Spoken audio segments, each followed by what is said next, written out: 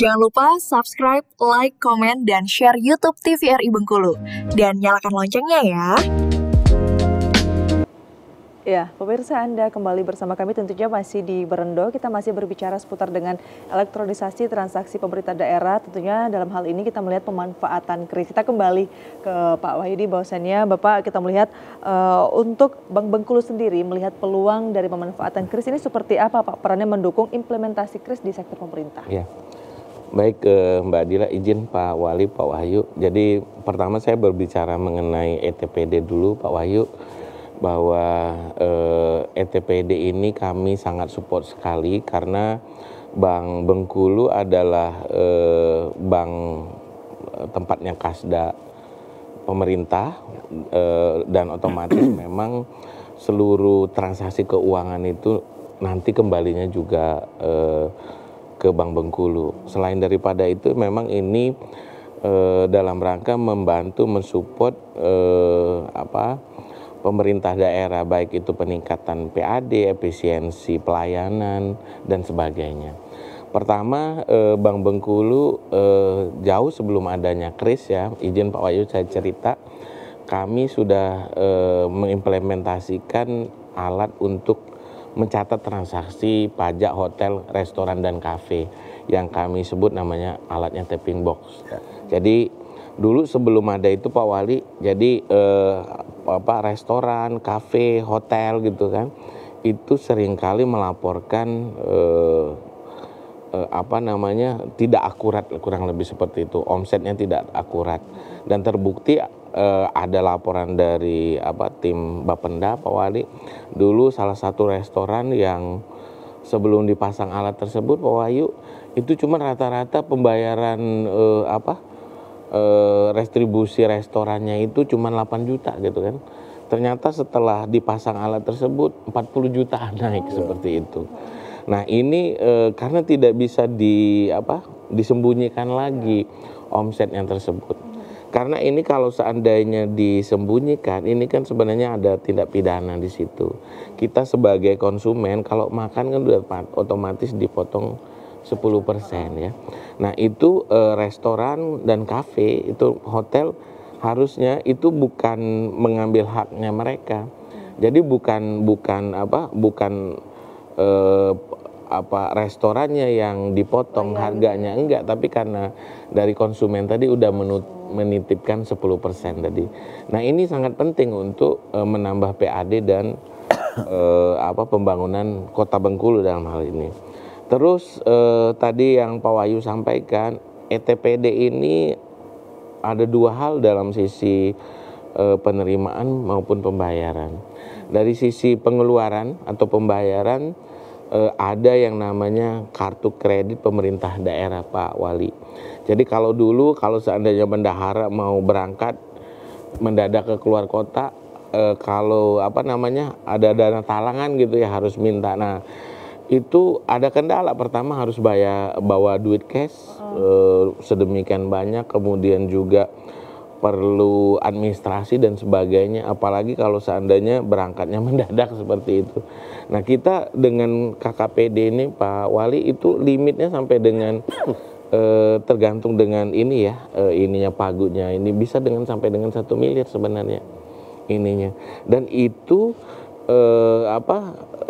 akutabilitasnya lebih transparan. Jadi seluruh transaksi yang dilakukan oleh bendahara pengeluaran itu bisa tercatat di sana.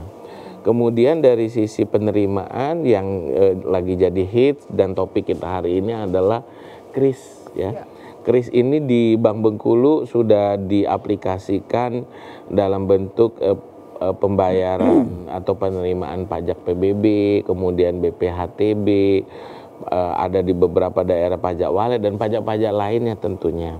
Nah ini yang lagi kita mau kembangkan dengan Pak Wali tadi adalah bagaimana pajak yang untuk jemput bola PBB tadi yang tinggal di tap lah kira-kira seperti ini. Karena kris ini alhamdulillah Bank Indonesia tadi Pak Wali udah menyampaikan apresiasinya bahwa ini produk anak bangsa yang luar biasa sekali. Dulu sebelum ada kris, kita itu kalau ada saldo di salah satu aplikasi nggak bisa gunakan di tempat lain gitu kan. Jadi harus banyak buka aplikasi gitu kan. Nah, kalau sekarang kita udah bisa semua dengan adanya Kris. Kemudian dari sisi Bank Bengkulu kami sudah punya semua Pak Wali. Jadi aplikasinya baik kita sebagai pengguna, artinya mobile banking Bank Bengkulu itu tinggal men-scan di mana aja, itu di Kris apa aja itu bisa dicoba di luar kota, malahan di luar negeri juga udah bisa di beberapa negara.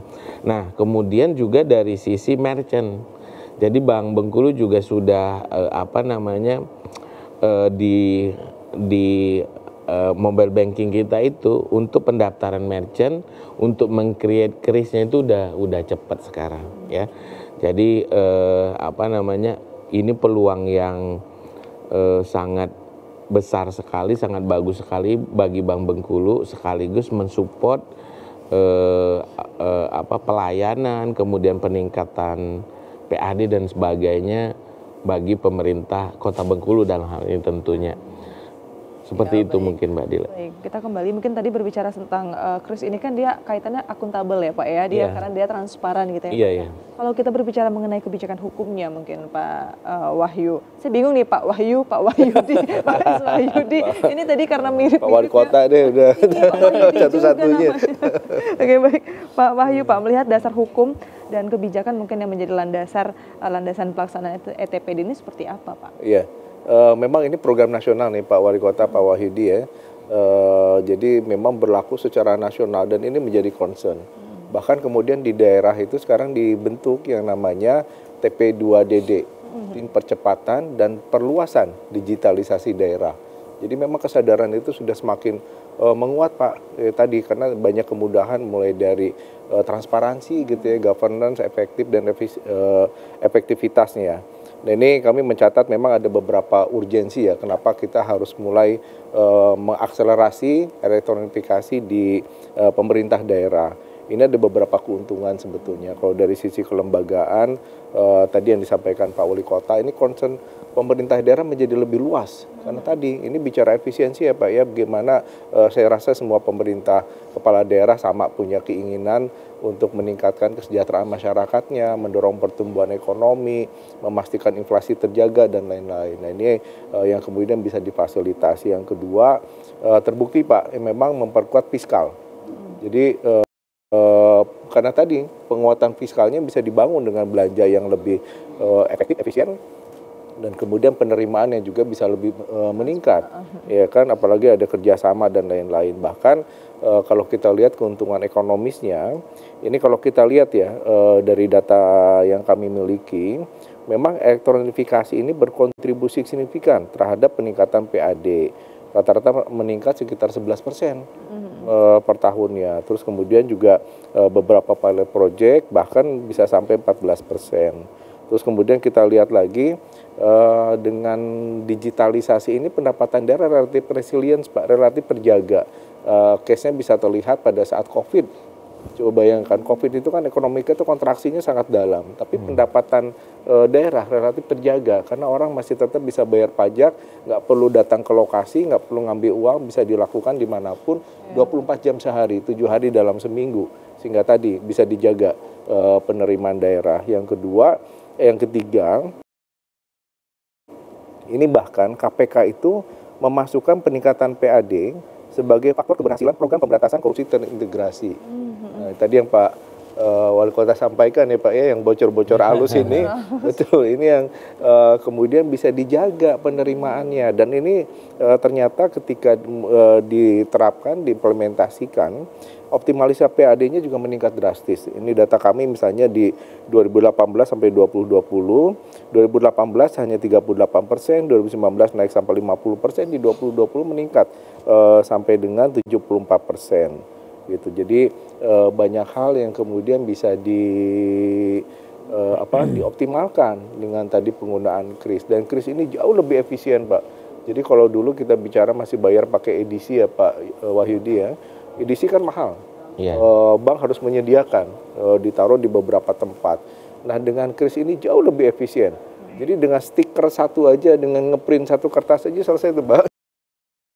Jadi investasi untuk bank lebih murah, lebih mudah. Di sisi lain masyarakat juga tadi nggak perlu bawa kartu kemana-mana gitu ya, karena semuanya sudah ada di handphone yang kemudian semakin powerful. Jadi tadi segala kemudahan ini yang kemudian bisa dimanfaatkan. Betul, Gitu. betul Pak. Kira-kira itu. Kemudahan yang misalnya masyarakat harus bisa ya Pak ya beradaptasi sebenarnya melihat dari kemudahan digitalisasi ini. Mungkin saya penasaran juga Pak dengan masyarakat Bengkulu, mungkin Pak Wali melihat bahwasannya saat ini masyarakat harus beradaptasi cepat dengan penggunaan kris dan ini pasti punya tantangan Pak.